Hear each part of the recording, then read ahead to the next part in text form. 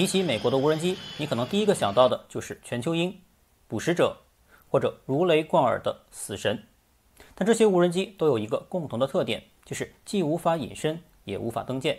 那么将舰载、飞翼、隐身、无人机等诸多高新技术融为一体的，就是那个大名鼎鼎且极具未来科技感的 XGB 了。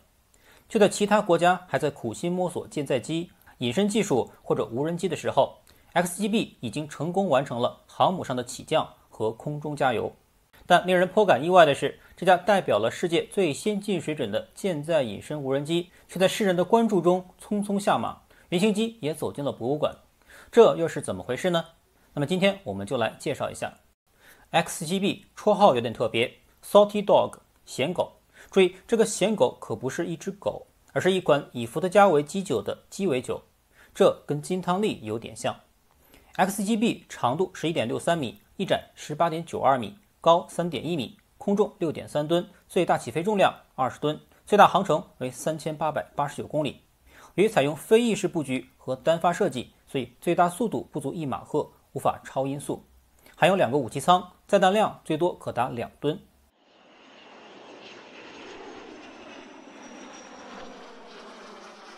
XGB 于2011年2月4日在爱德华兹空军基地完成首飞测试。2013年5月14日 ，XGB 于布什号航空母舰上成功进行起飞测试，并1小时后降落马里兰州帕杜克森河海军航空站。2013年7月10日 ，XGB 从基地起飞，在布什号航母上降落，完成了着舰测试。2015年4月16日。XGB 与 KC-707 空中加油机成功完成空中加油测试，这样其航程得以扩充，作战半径也超过了3000公里。这是一架 F/A-18 超级大黄蜂在一架 XGB 身旁伴飞，看得出来，除了翼展较大外， XGB 可以说是一个小块头。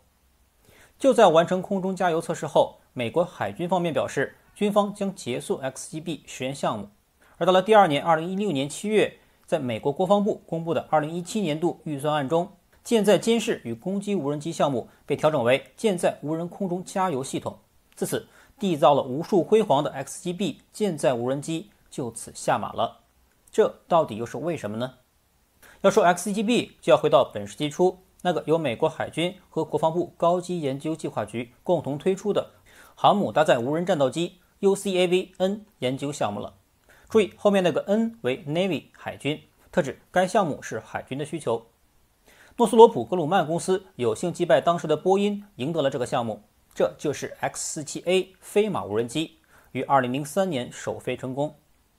与此同时，空军也没闲着，也正在进行一个无人战斗机项目 UCAV， 字母缩写跟之前一样，只是少了一个 N， 是空军的项目。而波音素来与美国空军关系密切，所以此项目由波音拿下。于是有了 X-5A 隐身无人机，并于2002年完成了首飞。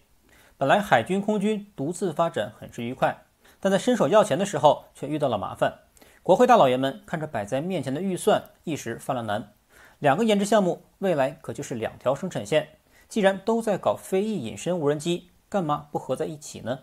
之前的 JSF 项目不就是海空军并用，才有了后来的 F-35吗？于是 UCAV-N 和 UCAV 项目被强行合并，前面加了个 J，Joint， 联合无人战斗机计划就此启动。这样诺格和波音再次开启竞标，也就是后来上演了一出双雄争霸好戏的 XGB 和 X-5C 无人机。在 JSF 项目时， F-35虽然在当年与波音的 X-32 飞天蛤蟆比拼中无悬念胜出。关于飞天蛤蟆，这是另一个故事了，我们以后再讲。F-35虽然赢得竞标，但为了要满足海空军外加陆战队的一机三用，预算不断加码，非但没能省钱，性能却深受所累。之前介绍歼20时有过介绍，而同样的事情也发生在了这个联合无人战斗机项目上。空军对无人机的需求要有较强的载荷和航程完成对地打击任务，而海军则是侦察兼顾打击。一架能在航母上起降的无人机本身又不能做得太大，美军也一直没有为类似 XGB 这样的无人机量身定制出小型化、精度高、威力大的配套武器。在这种情况下，舰载无人机执行远程情报、监视和侦察任务还说得过去，但要让它完成远程对地攻击，实在有些勉为其难。所以，国防部的这个联合无人机计划从一开始就注定了海空军的分道扬镳。在经历了无数次口水和扯皮后，承载了五角大楼满满希望的 JUCAS 项目最终被叫停。这样，海军甩掉了空军，随即启动了无人作战演示验证项目 UCASD。D 为 Demonstrator， 演示的意思，专门来验证大型隐身无人机与航母的适配能力。2007年5月，诺格由 X7A 飞马发展而来的 X7B 击败波音的 X45C， 赢得了海军的研制合同，开启了为期6年的航母搭载隐身无人机可行性研究和测试。任务定位为舰载远程情报、监视、侦察，同时兼顾有限的对地打击任务。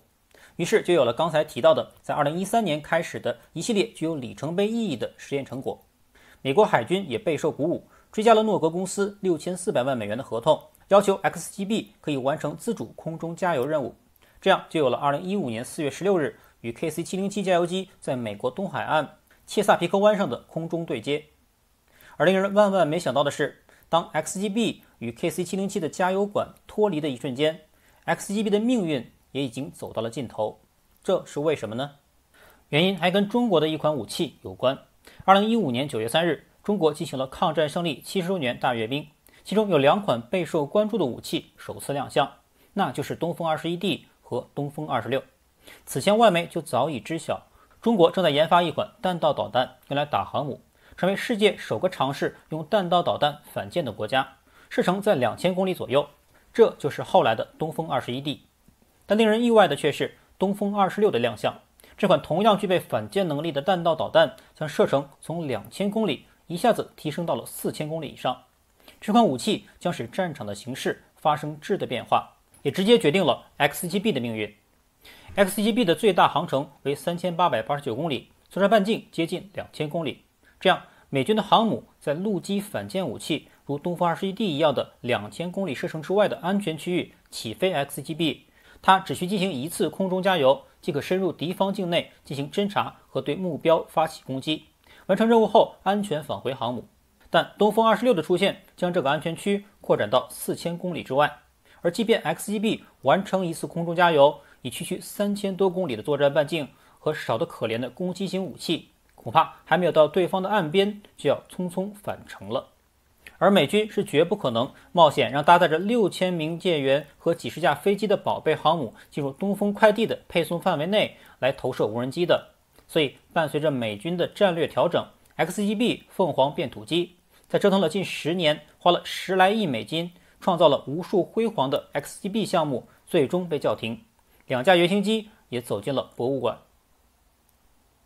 面对新的战略形势，为了拥有更远的航程和更大的载弹量，美国海军正式启动了舰载监视与攻击无人机 UCLASS 项目，要求发展一款几乎2倍于 X7B 重量的重型舰载隐身无人攻击机。但这个项目从一开始就注定了其命运多舛的未来。海军和国会一上来就在需求上产生了分歧，海军要求增大的机体容量主要放在载油量上，无需空中加油即可完成远程监视任务，而国会则要求扩大武器弹仓，增加载弹量，借助空中加油完成远程隐身打击任务。就这样，双方在喷了2年口水后依然未能达成一致。但只要做过项目的就知道，需求迟迟定不下来，你让下面的工程师还研发个蛋啊！所以最终诺格由 X7B 发展而来的 X7C 也随着 UCLASS 项目一起，最后胎死腹中。UCLASS 项目退出历史舞台后，取而代之的就是舰载无人机加油系统，也就是后来的 MQ-25 黄鲷鱼。不过听名字就知道了，这款无人机已从一款主战装备变成一款保障装备，只具备空中加油的功能。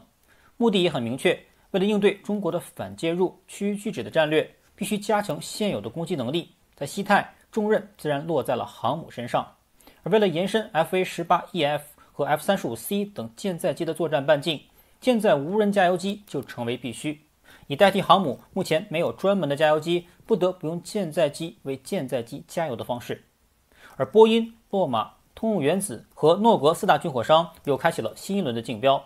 而在 X7B 上积累了丰富舰载无人机经验的诺格会再次得标吗？然而并没有，该项目最终花落波音。诺格由于提出的 XGB 改进方案无法达成竞标案的一些需求，宣布退出 MQ5 黄标鱼计划。自此，缔造了无数辉煌成就的 XGB 完美谢幕。XGB 舰载飞翼隐身无人机从其诞生直到谢幕，过程不禁令人唏嘘。毕竟它书写了太多世界海军航空史上的奇迹， X 代号也注定了它只能是一款实验品的命运。今后我们也只能在某个博物馆内一寻它的身影了。好，那本期视频我们就录到这里，我们下期视频再见。